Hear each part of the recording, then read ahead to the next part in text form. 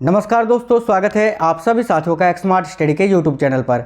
साथियों, आज है 31 जनवरी 2023 और आज एसएससी जीडी का पेपर था और चारों शिफ्ट में पेपर हो चुका है, यानी पहले शिफ्ट, दूसरे शिफ्ट, तीसरे शिफ्ट और चौथी शिफ्ट। और आज जो इन चारों शिफ्टों में प्रश्न पूछे गए हैं, मुझे अधिकतर क्वेश्चंस मिल चुके हैं। आपको सारे क्वेश्चंस बताएंगे आंसर के साथ। तो आज का जो हमारा ये वीडियो है बहुत ही इंपॉर्टेंट होने वाला है, खास तौर पे उनके लिए जिनका पेपर अभी होने को है, यानी आने वाले दिनों में जिनका पेपर अभी होने वाला है। साथियों, 10 जनवरी से लेकर 31 जनवरी तक जो पेपर हुआ है, आप हर एक दिन कोई भी शिफ्ट को उठाकर देख लीजिए, हमेशा से क्वेश्चंस रिपीट होते आ रहे हैं। तो बहुत ही इंपॉर्टेंट क्वेश्चंस भी आज पूछे गए हैं। तो आज इस वीडियो को कंप्लीट जरूर देखिएगा, क्योंकि साथियों ये क्वेश्चंस जो है फिर से दोबारा रिपीट होंगे। तो चलिए शुरू करते हैं। उससे पहले सभी साथी वीडियो को एक लाइक कर दीजिए, क्योंकि साथियों आपका एक लाइक हमें मोटिवेट करता है। और अपने सभी दोस्तों के साथ जरूर शेयर करिएगा। नए साथी जितने भी हैं, चैनल को सब्सक्राइब करके बेल आइकन को ऑन कर लेना। चलिए तो देखते हैं कौन कौन से क्वेश्चंस पूछे गए हैं, देख लेते हैं क्वेश्चंस सारे। तो क्वेश्चंस जो आज पूछे गए हैं, सारे क्वेश्चंस को हम लोग देखेंगे। जैसे कि 2011 की जनगणना के अनुसार किस राज्य का लिंगानुपात सबसे अधिक है। देखिए, कल पूछा गया था कि 2011 की जनगणना के अनुसार किस राज्य का लिंगानुपात सबसे कम है। तो मैंने कल आप लोगों को बताया था कि साथियों कल जो है या फिर आने वाले शिफ्टों में आपसे ये क्वेश्चन जरूर पूछेगा। देखो, आज ही पूछ लिया है। तो इस क्वेश्चन का आपका राइट आंसर हो जाएगा केरल। और आपको ये याद रखना है कि 2011 की जनगणना के अनुसार किस राज्य का लिंगानुपात जो है वो सबसे कम है। तो याद रखिएगा साथियों, सबसे कम है हरियाणा का। चलिए आगे देख लेते हैं जो क्वेश्चन पूछा गया है। स्वच्छ भारत मिशन की शुरुआत कब हुई थी। तो देखिएगा साथियों, स्वच्छ भारत मिशन की शुरुआत की अगर बात करें तो यह 2 अक्टूबर 2014 को प्रधानमंत्री नरेंद्र मोदी जी ने किया था। इसका शुभारंभ आपको याद रखना है। और इसका पहला चरण था 2 अक्टूबर 2014 से लेकर 2 अक्टूबर 2019 तक। चलिए अगला क्वेश्चन जो है, जो आज पूछा गया है, भारतीय संविधान के किस अनुच्छेद में उपराष्ट्रपति पद का उल्लेख किया गया है। तो साथियों देखिएगा, भारतीय संविधान के किस अनुच्छेद में उपराष्ट्रपति पद का उल्लेख किया गया है। तो इस क्वेश्चन का आपका राइट आंसर हो जाता अनुच्छेद 63, आर्टिकल 63।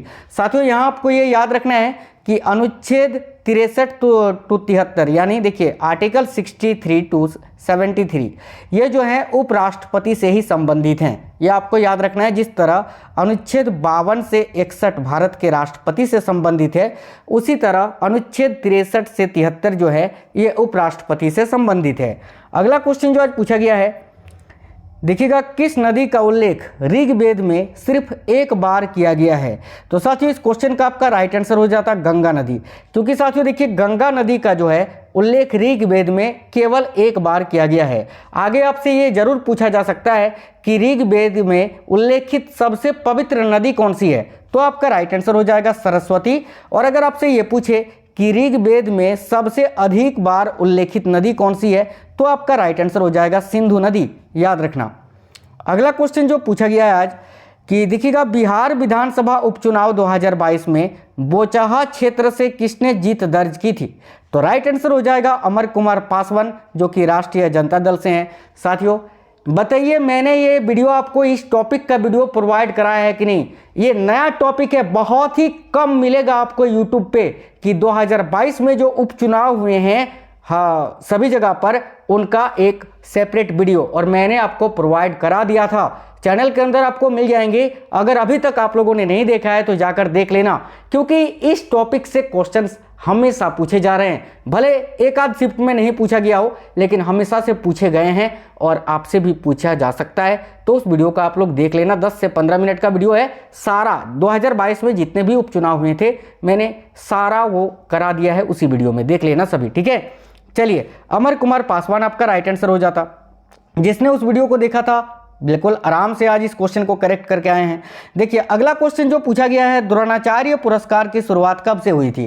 तो साथियों द्रोणाचार्य पुरस्कार जो है ये खेल प्रशिक्षक को दिया जाता है, यानी जो खिलाड़ियों के कोच होते हैं उनको। और इसकी शुरुआत हुई थी 1985 से। ये आपका राइट आंसर हो जाता। अगला क्वेश्चन आज पूछा गया है कि पहली महिला आदिवासी राष्ट्रपति, यानी पहली आदिवासी महिला राष्ट्रपति कौन बनी है। तो राइट आंसर हो जाता द्रौपदी मुर्मू, जो वर्तमान में भारत की 15वीं राष्ट्रपति है। मैंने कई बार आपको बताया है कि साथियों द्रौपदी मुर्मू जो है ये भारत की 15वीं राष्ट्रपति हैं और भारत की पहली आदिवासी महिला राष्ट्रपति हैं। तो द्रौपदी मुर्मू आपका राइट आंसर हो जाता।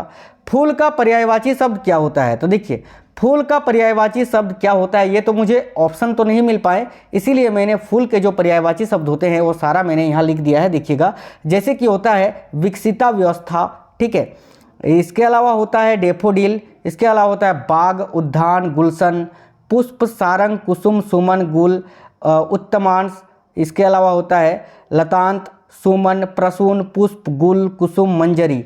ये सभी जो हैं ये फूल के पर्यायवाची शब्द होते हैं साथियों।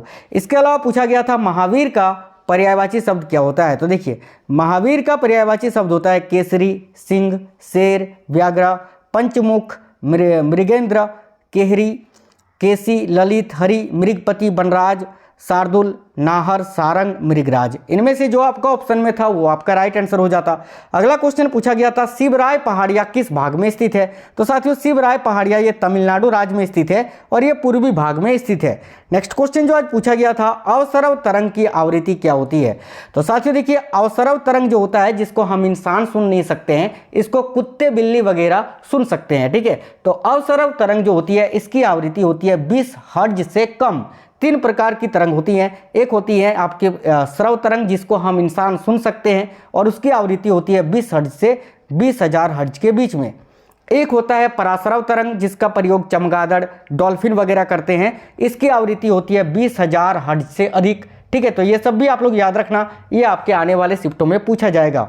अगला क्वेश्चन है 36वां राष्ट्रीय खेल का शुभंकर क्या था? तो साथियों 36वां राष्ट्रीय खेल जो गुजरात के 6 शहरों में आयोजित किया गया था, ठीक है, और जिसमें कुल 36 खेल शामिल थे। याद रखना इसका शुभंकर था साथियों सावज। सावज जो है ये लायन ही है, मतलब शेर का ही एक रूप है सावज, ठीक है, याद रखना सावज आपका राइट आंसर हो जाता। अगला क्वेश्चन आज पूछा गया है अवनति का विलोम शब्द क्या होता है?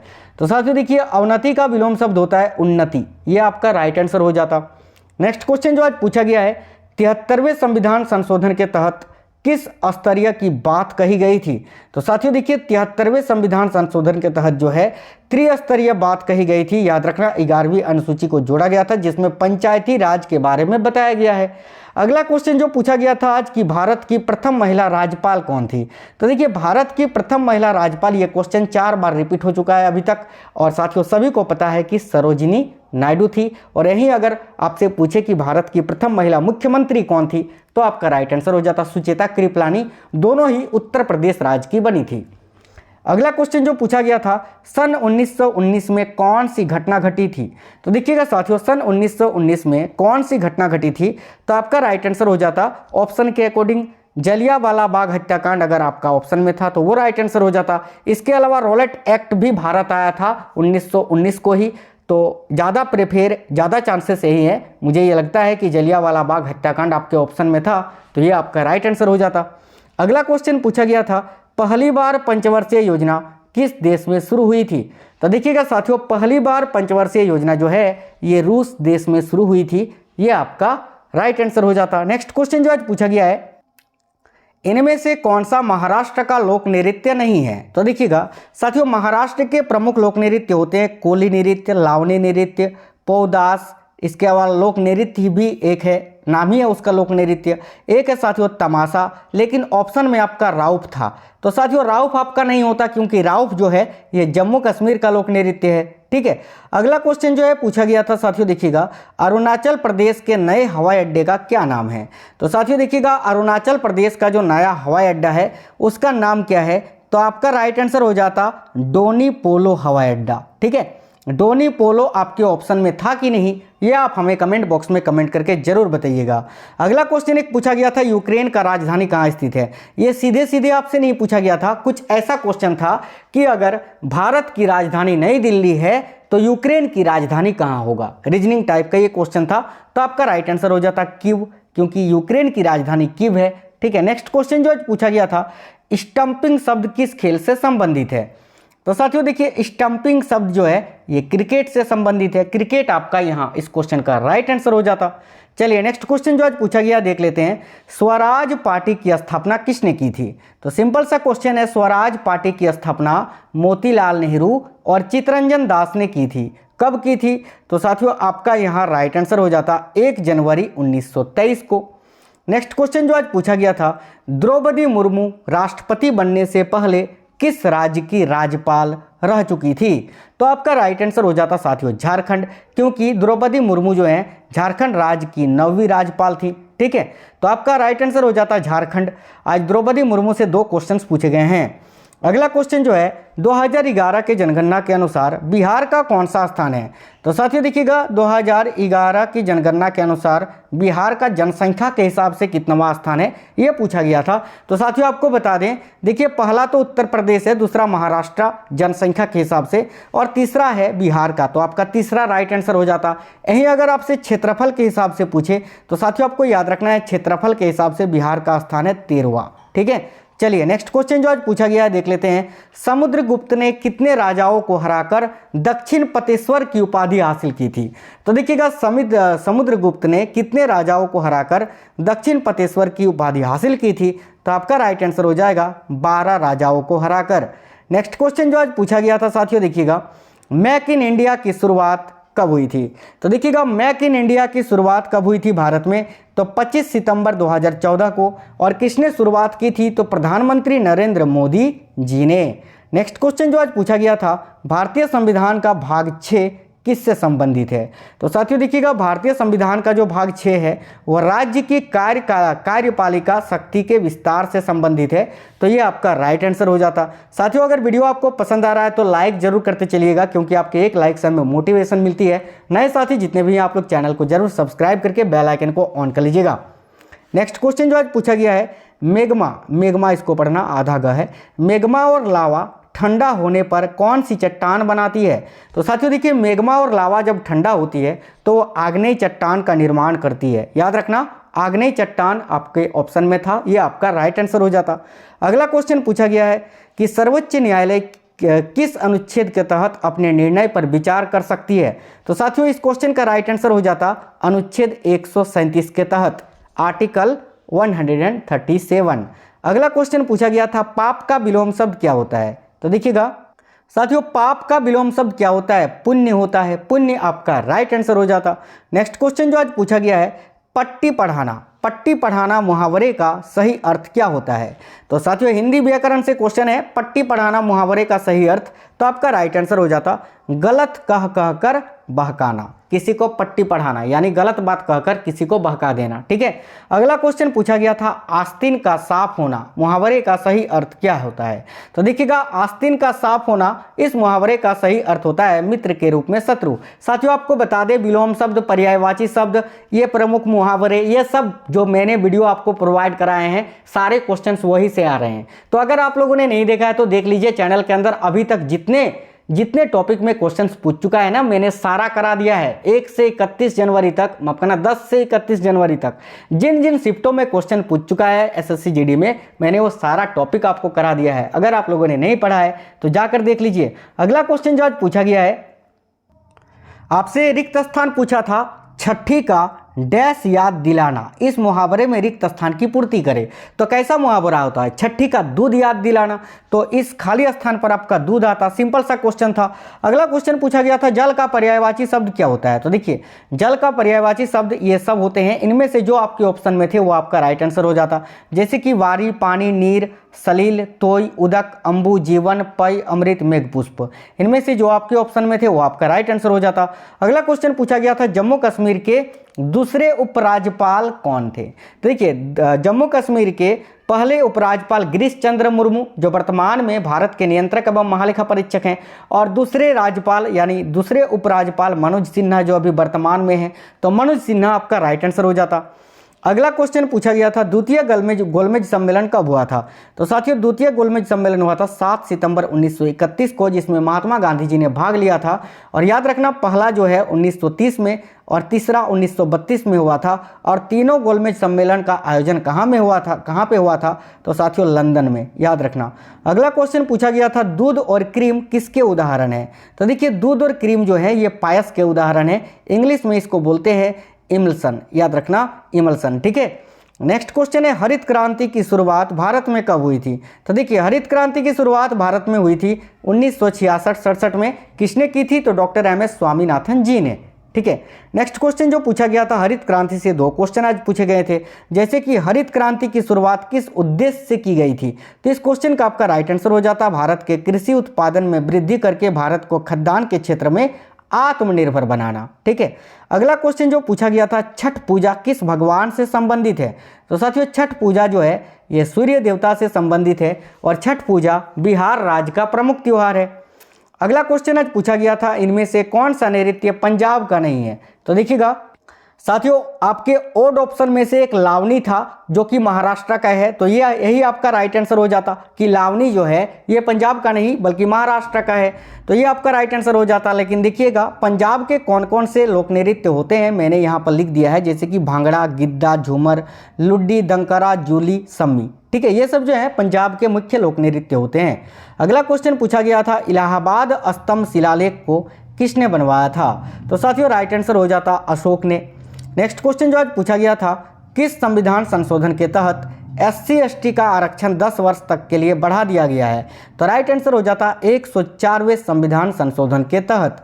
नेक्स्ट क्वेश्चन जो आज पूछा गया है, दुर्जन का विलोम शब्द क्या होता है। तो साथियों दुर्जन का विलोम शब्द क्या होता है, सज्जन होता है, सज्जन आपका राइट आंसर हो जाता। नेक्स्ट क्वेश्चन आज पूछा गया है कि संभावना का विलोम शब्द क्या होता है। तो देखिएगा संभावना का विलोम शब्द होता है साथियों असंभावना। असंभावना आपका राइट आंसर हो जाता। नेक्स्ट क्वेश्चन एक पूछा गया था कि नागालैंड की पहली महिला राज्यसभा सदस्य कौन बनी। तो देखिए नागालैंड की जो पहली महिला राज्यसभा सदस्य बनी वो है फांग, देखिएगा फांगनोन कोन्याक। ठीक है, और ये बीजेपी से हैं, आपको ये भी याद रखना है। नेक्स्ट क्वेश्चन जो आज पूछा गया है कि राज्यपाल बनने के लिए योग्यता क्या होनी चाहिए। तो देखिएगा ऑप्शन आपके जो भी थे, जैसे कि 35 वर्ष न्यूनतम आयु होनी चाहिए, ठीक है, भारत के नागरिक होने चाहिए, यही सब ऑप्शन में आपके होने चाहिए। इनमें से जो आपके ऑप्शन में थे वो आपका राइट आंसर हो जाता। अगला क्वेश्चन पूछा गया था कि पृथ्वी की सबसे ऊपरी परत को क्या कहा जाता है। तो साथियों पृथ्वी की जो सबसे ऊपरी परत होती है उसको क्रस्ट यानी भूपट्टी कहा जाता है, ये आपका राइट आंसर हो जाता। नेक्स्ट क्वेश्चन जो पूछा गया है, एक क्वेश्चन आपसे पूछा गया था, मुनाफा का विलोम शब्द क्या होता है। और साथियों ये क्वेश्चन आज के चौथे शिफ्ट में पूछा गया क्वेश्चन है, ठीक है, चौथे शिफ्ट में। तो देखिएगा मुनाफा का जो विलोम शब्द होता है वो देखिएगा घाटा भी होता है, नुकसानदायक भी होता है, हानि भी होता है। तो इनमें से जो आपका ऑप्शन था वो आपका राइट आंसर हो जाता। साथियों बात करें चौथे शिफ्ट के, तो देखिएगा चौथे शिफ्ट के सारे क्वेश्चंस मुझे अभी तक नहीं मिल पाए हैं। तो जो है चौथे शिफ्ट के देखो, वैसे मैं अलग क्वेश्चंस तो आपको कराऊंगा नहीं, क्योंकि आज तक मैंने कभी भी पढ़ाई के साथ धोखेधड़ी नहीं करी है, इसीलिए चौथे शिफ्ट के जो क्वेश्चन से बचे हुए वो सारा जो कल वाला वीडियो होगा उसमें मैं ऐड करके आपको करवा दूंगा। तो साथियों पहले शिफ्ट, दूसरे शिफ्ट और तीसरे शिफ्ट के मैक्सिमम क्वेश्चंस मुझे मिले थे, वो सारा मैंने करा दिया आपको। और चौथे शिफ्ट के ये केवल मुनाफा का विलोम शब्द यही मुझे पता चल पाया है। तो जो रियल क्वेश्चंस हैं चौथे शिफ्ट में आज पूछे गए वो मैं कल आपको करा दूंगा सारे क्वेश्चंस, ठीक है। तो फिर वीडियो को सभी साथी लाइक जरूर कर दीजिएगा, शेयर कर देना अपने सभी दोस्तों के साथ, नए साथी जितने भी हैं चैनल को सब्सक्राइब करके बेल आइकन को ऑन जरूर कर लेना। साथियों आज रात में 10 बजे के बाद 10 बजकर या फिर पूरे 10 बजे या 10:05 पर जनवरी महीने का पूरे महीने का करंट अफेयर्स का वीडियो आ जाएगा, आप लोग उसको जरूर देख लेना, ठीक है। 1 जनवरी से लेकर 31 जनवरी तक का सारा करंट मैं एक ही वीडियो में आपको करा दूंगा। सारे टॉप 200 क्वेश्चन उसमें रहेंगे साथियों, एक ही वीडियो में पूरे महीने का करंट अफेयर्स। तो आप लोग उसको जरूर देख लेना आज रात में 10 बजे, ठीक है। तो चैनल को सब्सक्राइब करके नोटिफिकेशन आइकन को ऑन करके ऑल पे जरूर क्लिक कर लेना, इससे आपको सारे क्लासेस की नोटिफिकेशन आएगी। इसके अलावा साथियों चैनल के अंदर आपको सारे अभी तक जितने भी पेपर हुए हैं सारे दिनों का आपको एनालाइज, सारे दिनों के क्वेश्चंस आपको मिल जाएंगे। इसके अलावा जो जो टॉपिक से अभी तक क्वेश्चंस पूछे जा चुके हैं वो सारा टॉपिक भी आपको मिल जाएगा। तो फिर मिलते हैं साथियों अगले वीडियो में, तब तक स्वस्थ रहें। जय हिंद सभी को, वंदे मातरम।